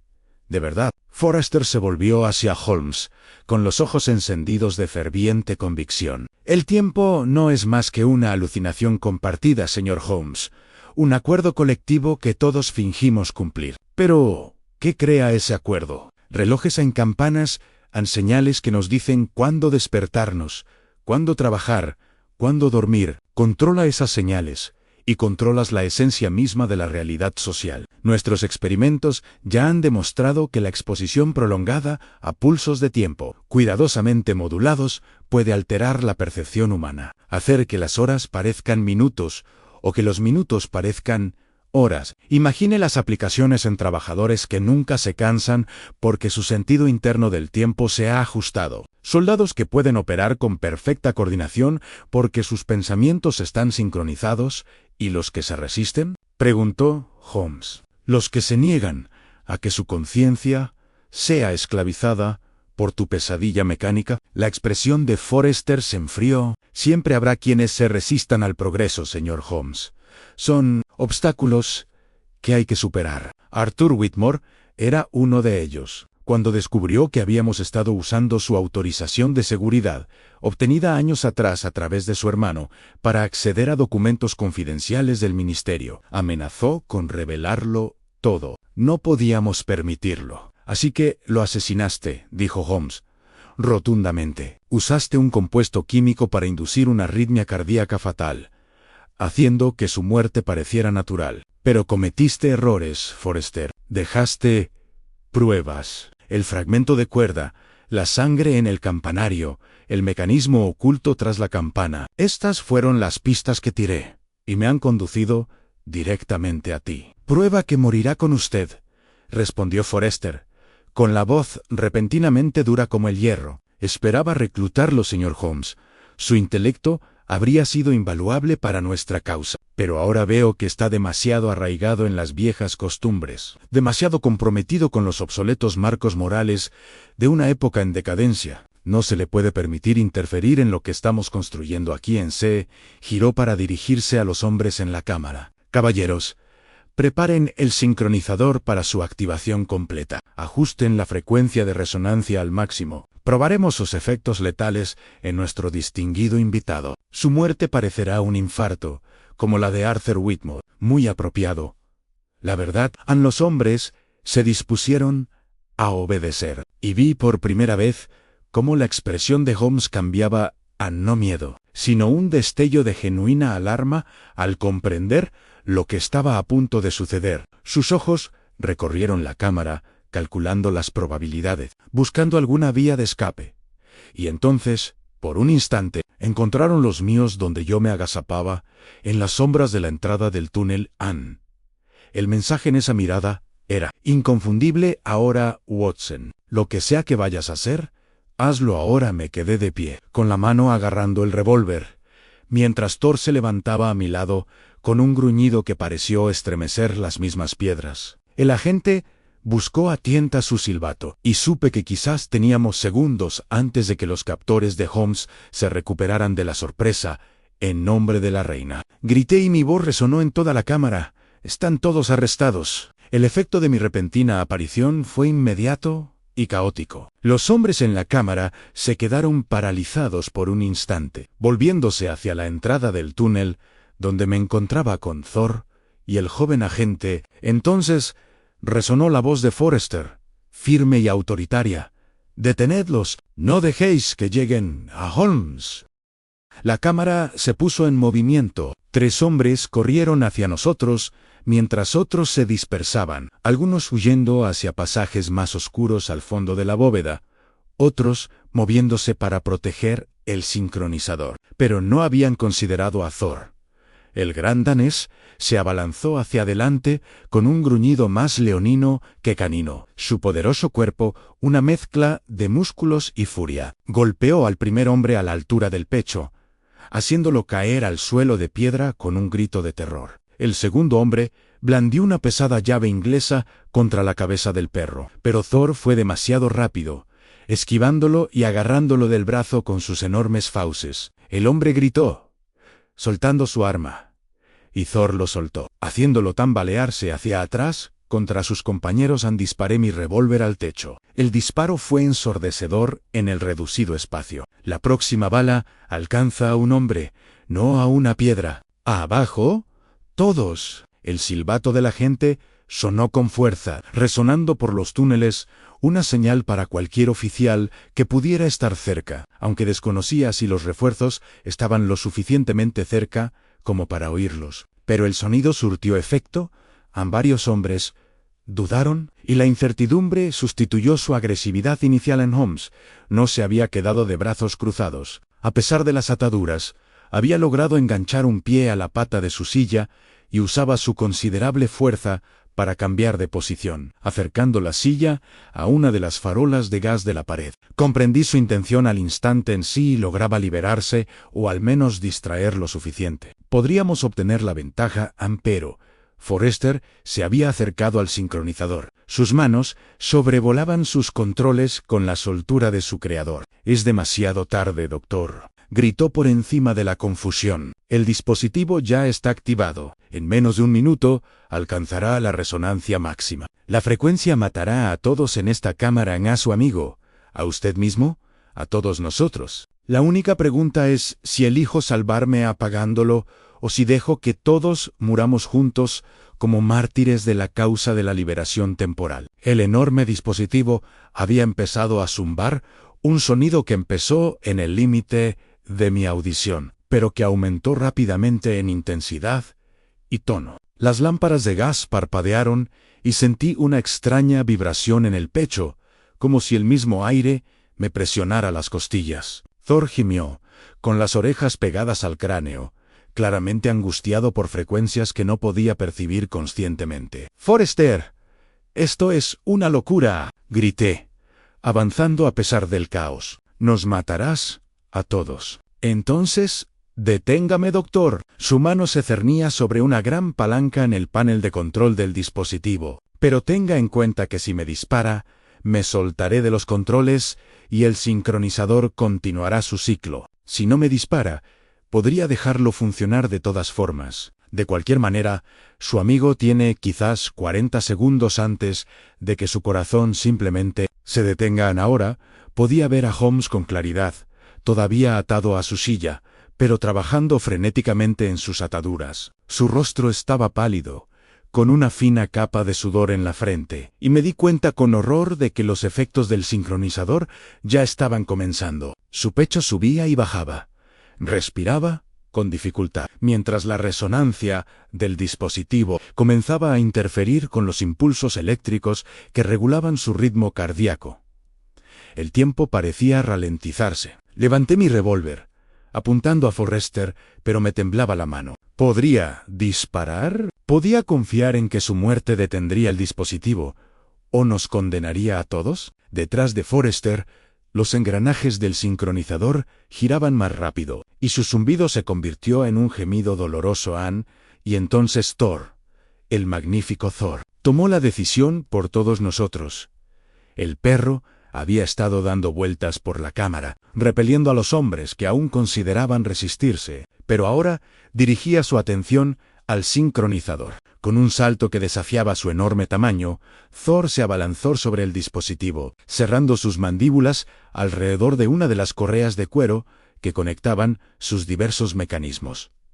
La correa se rompió bajo la fuerza de esas poderosas mandíbulas, e inmediatamente el funcionamiento del sincronizador se tambaleó. Los engranajes rechinaron entre sí con un chirrido de metal torturado. El zumbido se convirtió en un tartamudeo irregular, y vi cómo el rostro de Forrester pasaba del triunfo al horror al comprender lo que estaba sucediendo. «No, has arruinado años de trabajo». La cascada de resonancia en sus palabras fueron interrumpidas por un sonido como el tañido de una gran campana, increíblemente fuerte en el espacio reducido. El sincronizador se estremeció y aparecieron grietas en su carcasa de latón. Thor se soltó el cinturón y retrocedió, aún gruñendo. Mientras el dispositivo comenzaba a desmoronarse, Watson saca a Holmes. Ahora, no sabía quién había gritado, quizá el agente, quizá alguno de los otros hombres, pero la urgencia en su voz me impulsó a actuar. Corrí hacia Holmes y saqué mi navaja para cortarle las ataduras. ¿Puedes caminar? ¿Puedo correr si es necesario? Jadeó, con voz tensa, pero decidida. El dispositivo va a explotar. Tenemos segundos como mucho. Las ataduras se rompieron y Holmes se puso de pie de un salto, tambaleándose pero erguido. Juntos nos tambaleamos hacia la entrada del túnel, mientras los estertores del sincronizador se intensificaban. Detrás de nosotros oí a Forrester gritar algo sobre la obra de su vida y lo vi aferrarse desesperadamente a los controles, mientras fragmentos de metal empezaban a salir despedidos de la máquina que se desintegraba. «¡Thor!», gritó Holmes, y el perro corrió a su lado, abandonando su posición de guardia. Los tres nos adentramos en el túnel justo cuando el mecanismo central del sincronizador se dio con un sonido como el de 1000 relojes. Dando la medianoche simultáneamente, la explosión que siguió no fue fuego, sino fuerza en una onda expansiva que nos lanzó hacia adelante, rodando en una maraña de extremidades y pelaje. El túnel se llenó de polvo y escombros, y por un momento pensé que el techo se derrumbaría y nos sepultaría a todos. Pero entonces el rugido se apagó, reemplazado por un silencio inquietante, roto solo por nuestra respiración agitada y el sonido distante del agua corriendo. Holmes se puso a gatas, tosiendo, y Thor le lamió la cara con evidente alivio. «Watson», logró decir Holmes entre toses, «recuérdame que aumente las raciones de Thor. Esa bestia acaba de salvarnos». La vida a todos amanecía sobre Londres cuando finalmente salimos de los túneles a la luz grisácea de una mañana de noviembre. La niebla se había disipado, disipada por un sol débil que proyectaba largas sombras sobre los adoquines del Soho. Detrás de nosotros venía el joven agente, seguido de 3 hombres de Forrester que habían sobrevivido a la explosión y habían optado por rendirse antes que huir. Del propio Forrester no había rastro en la cámara donde se encontraba el sincronizador. Era una tumba de metal retorcido y piedra caída, y no me hacía ilusiones sobre el destino de nadie que hubiera estado cerca de ese dispositivo. Cuando se autodestruyó en Lestrade, nos recibió en la calle, con una mezcla de alivio y exasperación en el rostro al observar nuestro desaliñado estado. El abrigo de Holmes estaba roto, su rostro magullado y cubierto de polvo. Imaginé que yo no tenía mejor aspecto, y Thor, el magnífico y heroico Thor, cojeaba ligeramente, apoyándose en su pata delantera derecha. Aunque se negaba a aminorar el paso ni a separarse de Holmes. «Señor Holmes», comenzó Lestrade, pero Holmes levantó una mano y lo interrumpió.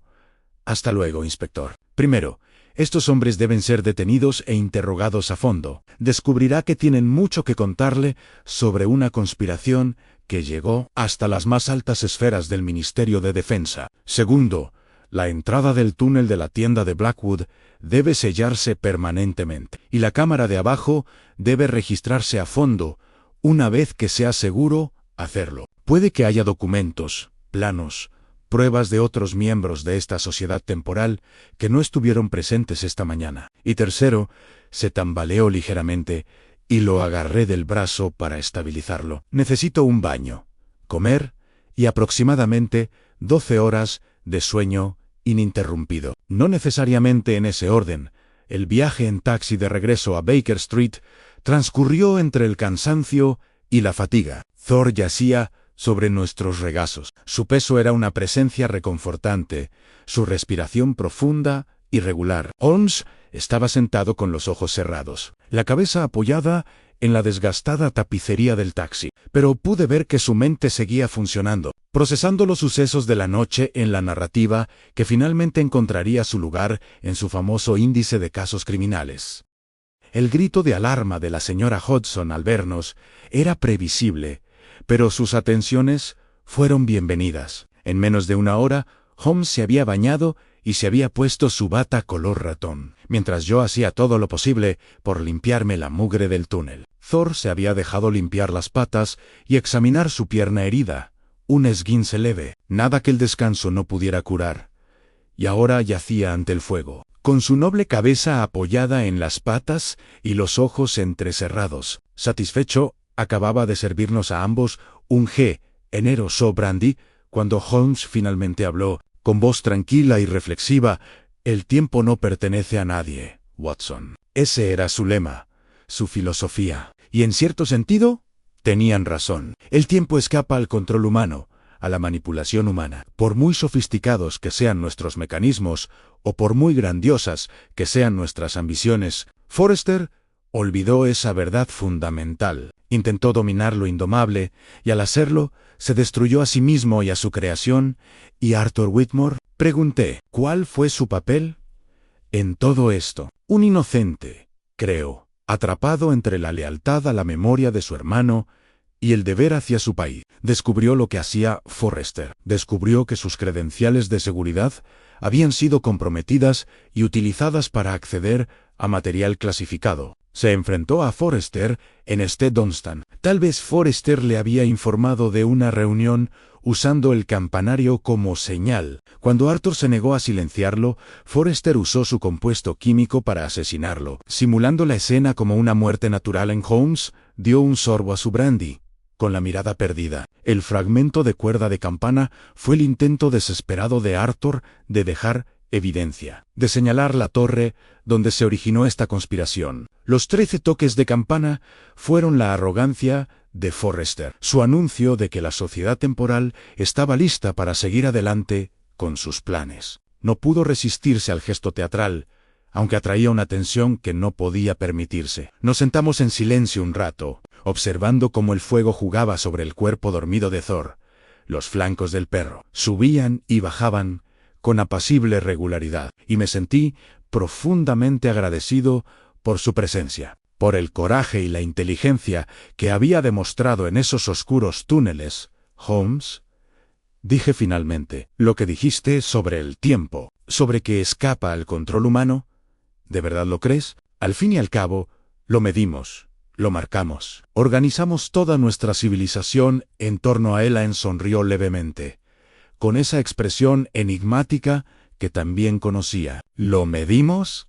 Sí. Marcamos su paso, pero no lo controlamos, Watson. Fluye inexorablemente hacia adelante, indiferente a nuestros deseos, nuestros planes, nuestros intentos desesperados por frenarlo o acelerarlo. Todos somos prisioneros del tiempo, a nuestra manera. La única libertad que poseemos reside en cómo elegimos emplear los momentos que se nos conceden. Anne levantó su copa en un brindis por el tiempo bien empleado, entonces por la amistad, por la lealtad, por la justicia buscada y la verdad descubierta, y por Thor, quien comprendió instintivamente lo que Forrester nunca comprendió, que el mecanismo más sofisticado del mundo sigue sin ser rival para un corazón valiente y un juicio sensato. Anne, levanté mi copa y brindamos por ese sentimiento. Afuera, las campanas de las iglesias de Londres empezaron a dar la hora, las 8. Cada campana en su orden, cada una tocando el número de veces que le correspondía. El sonido se filtraba por nuestras ventanas como una bendición, un recordatorio de que el orden se había restablecido, de que el tiempo seguía su ritmo mesurado sin importar la ambición o la locura humanas. Antor se movió al oír el sonido y levantó la cabeza brevemente para mirar a Holmes. Mi amigo se agachó para acariciar el ancho cráneo del perro, y la cola de Thor golpeó el suelo una vez antes de volver a dormirse. «El tiempo ha vuelto», murmuró Holmes, «más para sí mismo que para mí. Y con él, quizás, un poco de paz». La luz de la mañana se intensificó, proyectando destellos dorados sobre el suelo de nuestra sala. Más allá de nuestras ventanas, Londres despertaba a otro día. Sus millones de habitantes, iniciando sus rutinas, mirando sus relojes, apresurándose a sus citas, viviendo bajo la tiranía, o quizás la bendición, del tiempo medido, y en ese momento de tranquilidad, mientras el agotamiento finalmente empezaba a apoderarse de ambos, comprendí lo que Holmes había intentado expresar. El tiempo no pertenecía a nadie, porque pertenecía a todos por igual. Ese gran nivelador que sometía a pobres y príncipes por igual a su inexorable fluir. La mente humana podía ser el mecanismo más fino, como dijo Holmes una vez, pero también era el más frágil. Forrester había olvidado su propia humanidad en su afán por controlar el tiempo. Y ese olvido lo había destruido. Andejé mi vaso, vacío, y cerré los ojos. Lo último que oí, antes de que el sueño me venciera, fue el tic-tac constante del reloj, de la repisa, y el suave sonido de la respiración de Thor. Dos ritmos, mecánico y biológico, marcando el paso en perfecta y pacífica armonía.